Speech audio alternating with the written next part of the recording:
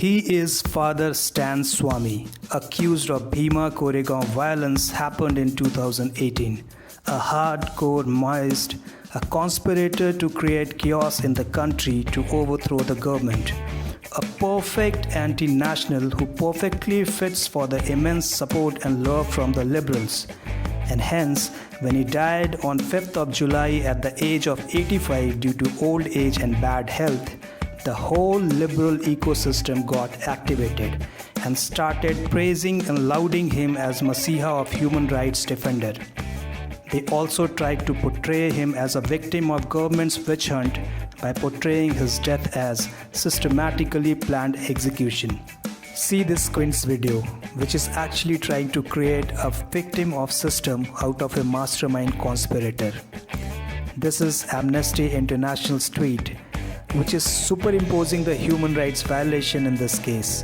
By the way, Amnesty International is banned by Indian government for their anti-national activities. The Wire suggesting the violation of even Constitution of India by arresting a hardcore criminal. Here is the number one jobless Dalla defending an actual insider terrorist. He must be respected for his dedication towards his pimp job. The Shehzada also copy-pasted the same.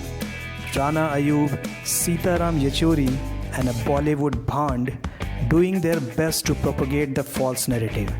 And finally, The Guardian takes it to the international level, giving a false impression that India is jolted and shocked by the death of a Breaking India force.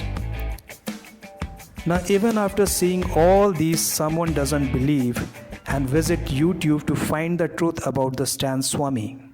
This is what he will get from top to bottom, all the videos from the same liberal fake factories. Now, why liberals are promoting him so aggressively? Remember, Stan Swami was not just Stan Swami. He was Father Stan Swami, an Indian Roman Catholic priest. Father बड़े चमत्कारी थे, इधर से हिंदू डालते थे और उधर से क्रिश्चियन निकालते थे. That's why liberals are so much fond of him. But this is not the only thing he used to do. He was also a tribal activist. What exactly he used to do under the disguise of being a savior of tribal rights? For that, first we'll have to understand two laws. Tribal laws and right to propagation of faith or religion. First, the tribal laws. Under this law, tribals are granted few rights for their protection. Number 1, Article 342, under which a provision for their statutory recognition is provided. Number 2, Article 330 and 332, which is making sure that there should be proportionate representation of them in parliament and state legislatures. Number 3, Article 19.5, putting restriction on the right of ordinary citizen to move freely or settle in a particular area or acquire property in them. Number 4, Article 29, facilitating conservation of one's language, dialects and culture. Apart from these special rights, Constitution also has a clause that enables the state to make provision for reservation in general through Article 14.4 and in particular in jobs and appointments in favor of tribal communities through Article 16.4. Now these laws clubbed with right to propagation of faith or religion gets exploited by people like Stan Swami. They misuse these two provisions for rampant conversion. The tribal laws are keeping tribals protected and rather disconnected from outside world. But these Stan Swami types can reach them and convert them into Christianity. Once they gets converted, their land belongs to them, gets donated to these missionaries.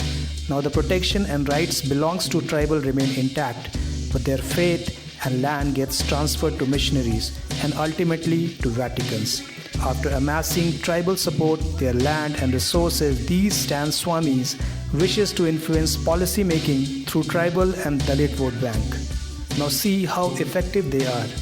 Catholic Bishop Council of India once reported that in the last 30 years, the Catholic population in Northeast has increased from 0 to 9 lakhs, while in Arunachal Pradesh, 10,000 people were joining church every day, half out of them became Catholics. This is just a sample, that too of only Catholics. Go, find the full data of tribal getting converted into Christianity. You will be shocked. Religious conversion is not only affecting and limited to religion, but actually affecting the whole political system. The more it will take place, the more strongly they will drive the overall policy of the country according to them. So be alert, be aware.